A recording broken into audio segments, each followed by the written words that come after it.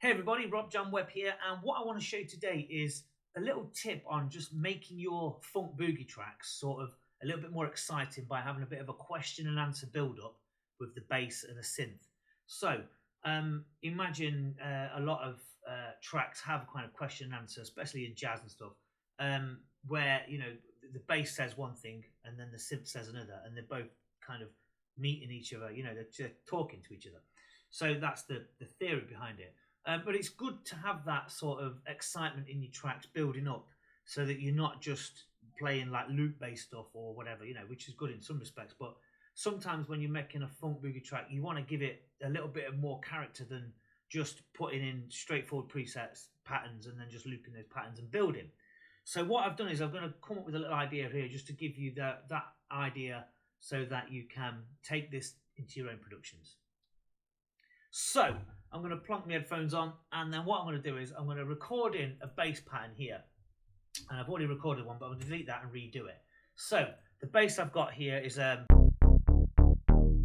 straightforward sort of some funky synth, and I'm going to press record on that now, and then we're going to go from here. So let's press record, get a bass in, then we'll do the synth.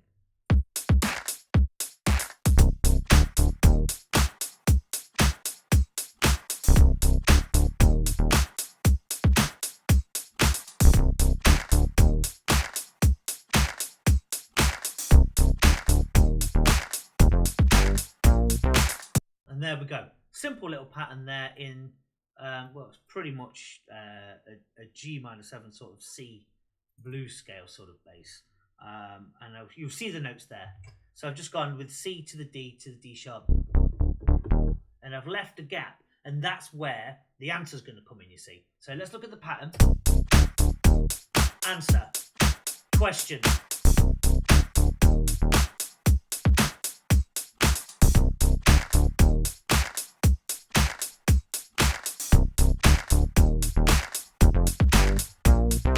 And that's how you build up the excitement. So when that bass goes up there like this,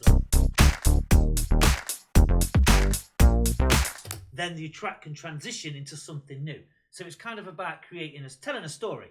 It's kind of telling a story. So in each of those gaps, I'm now going to put an answer. So the bass is the question, right? And then in the next bit, I'm going to put the answer. And what I've used here is, if I can just get this up, is the monopoly, the moody soft lead, and it's like a brass synth. Let's go down the octaves. But what I've done, it's kind of like a brass synth, but what I've done is I've turned the cutoff up. It should be like that. But what I've done is I've turned the cutoff up to give it a lot of brightness so that we can use it as a lead line, proper lead line. And obviously this is a kind of an early 80s sort of, mid 80s as well, funk lead sort of sound, which is quite synonymous for that era. So I'm just going to knock the volume down a little bit on this one. And now then, here goes. So I'm going to press record, question and answer. Here goes. So let's go for it from here.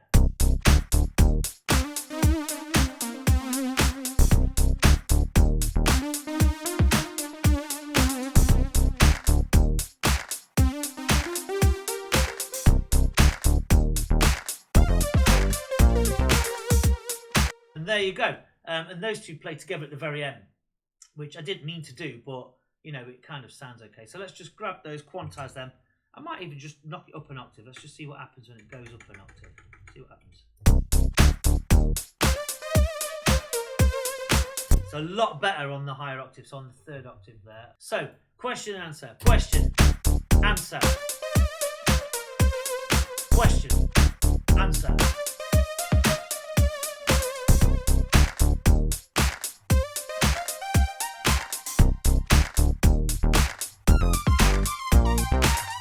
And then that's where the bass will transition over again. At this point, you'll put the bass in and you'll add more notes to the bass. So you go,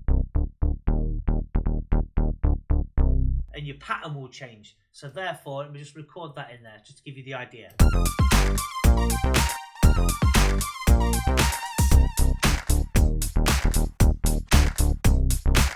So then the bass becomes a lot more melodic and a lot more busier. So it's like taken away from the intro with the question answer, and now it's going to go into a more of a musical element. So like this, look. And then at this point, then you can put on some chords. So for example, I'm going to put this piano into look. So then we'll go like this, look. It will build, the bass builds, then the bass gets a lot more busier, and then your chords come in.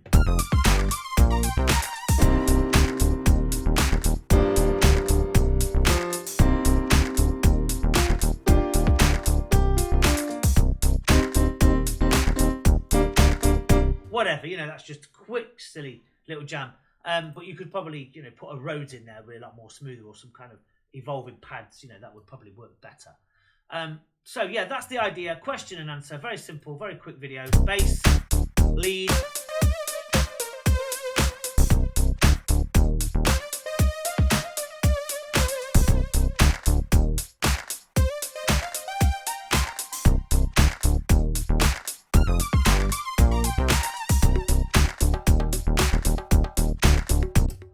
So thank you very much for watching. I hope you've taken that little tip there and apply it to your own tracks, and get in touch with me should you need to ask me any questions. Leave a comment in the box below, and go ahead and try the question and answer and give your tracks that little bit more character in the build-up or in the breakdown or whatever.